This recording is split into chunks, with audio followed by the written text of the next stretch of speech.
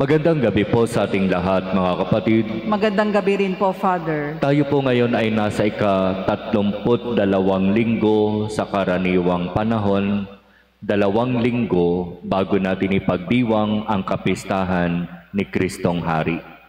Kaya ang mga pagbasa ay, kung inyong mapapansin, patungkol sa kung ano ang mangyayari sa katapusan.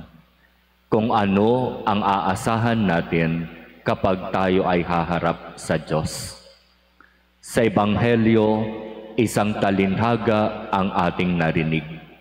Sabi dito, ang main character ay yung 10 dalaga. 5 hangal. 5 matalino.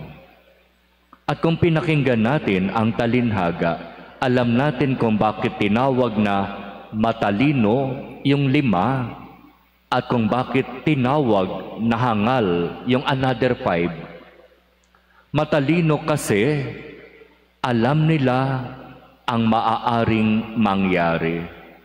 Pwedeng malate nang dating ang lalaking ikakasal, kaya dahil doon nagdala sila ng ekstrang langis. Para kung malate man ang lalaking ikakasal at maubusan sila ng langis sa kanilang ilawan, meron silang daladalang ekstra. Habang yung 5 hangal, hindi ginamit ang isip. Bagamat alam nila na ang pinakamahalaga sa kasal ay yung lalaki, at anumang oras dumating ang lalaki, doon palang magsisimula ang seremonya. At ang pagdating ng lalaking ikakasal ay walang nakakaalam kung anong oras. Maaring sa umaga, maaring tanghali, hapon, gabi, hating gabi o madaling araw.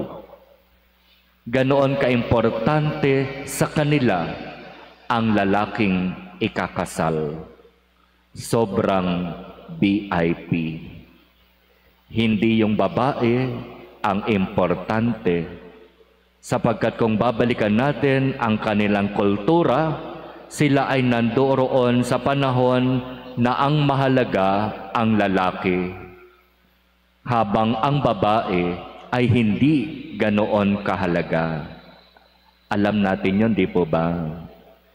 Ang mga babae sa kanilang panahon, dahil hindi masyadong mahalaga, pwedeng ibenta, pwedeng ipagbili, pwedeng ipamigay, pwedeng ipagpalit. Second-class citizen. Ang pinaka-importante ang lalaki. Kaya maging sa kasal, ang dapat nabibigyan ng importansya ay ang lalaking ikakasal. At nasa sa kanya kung anong oras niya gustong dumating sa seremonya.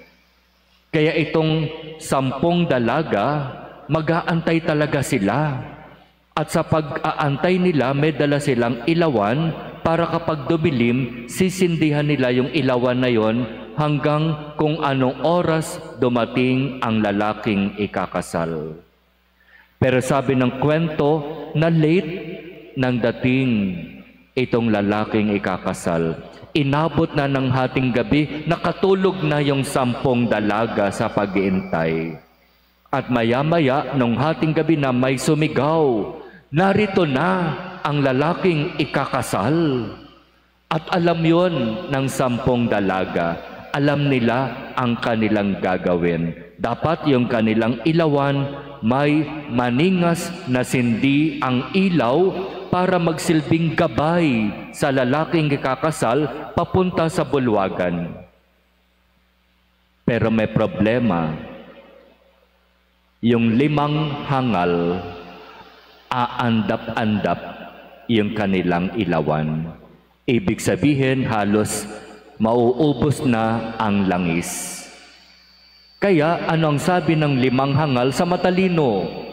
Bigyan naman ninyo kami ng kaunting langis kasi aandap-andap, mamamatay na yung aming ilawan, mawawala na ng langis. Anong sabi ng matalino? Baka hindi ito sumapat sa amin. Ang maganda, may oras pa naman, bumili kayo sa tindahan at pagbalik ninyo, maaaring meron na kayong panibagong langis. At ganun nga ang ginawa nung hangal.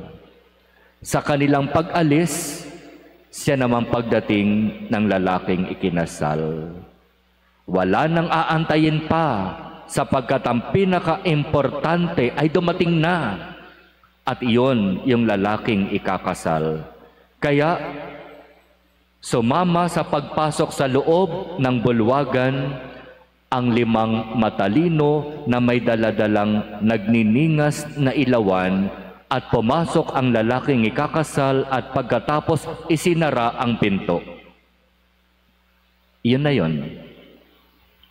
Hindi nagtagal, sabi ng Ebanghelyo, dumating ang 5 hangal, kumakatok, papasukin niyo kami. Kasama kami nung 5 mga babaeng pumasok diyan, papasukin niyo kami. At ano yung sinasabi sa Ebanghelyo na maririnig na mga salita mula sa loob? Sinasabi ko sa inyo, hindi ko kayo nakikilala. Ang saklap naman nun.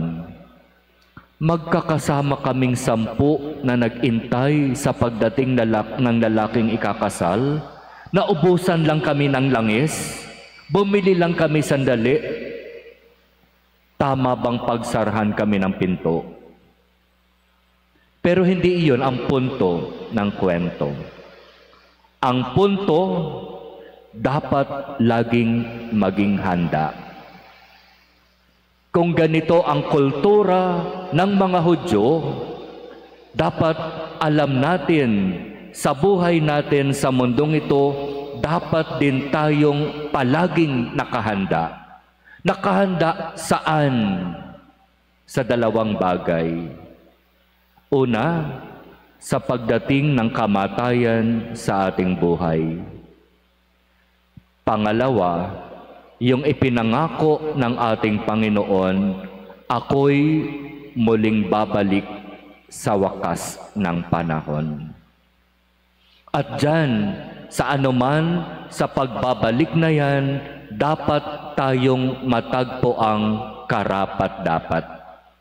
Dapat matagpuan tayo katulad ng 5 dalagang matalino na may sapat na langis para mapanatiling nagsisindi ang ningas ng ating ilawan.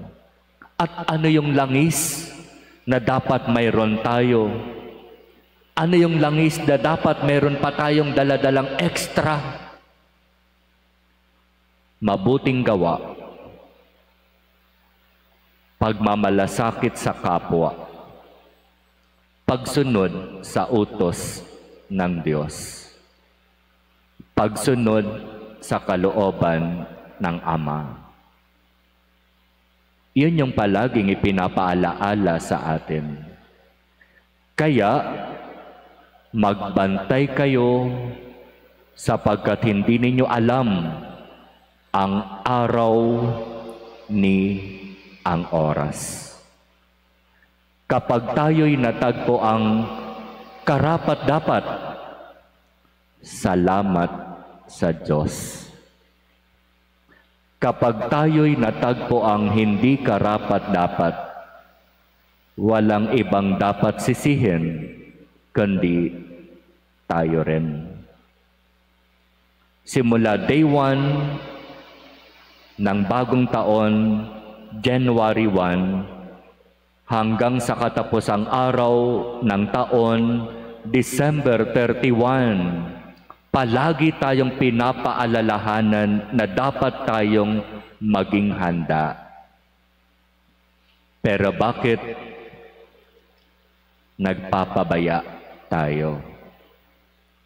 Bakit binabaliwala natin ang mga paalaala sa atin?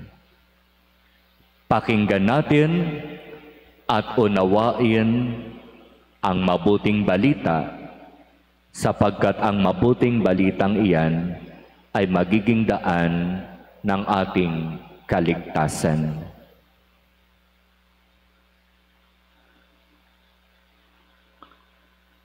Amen.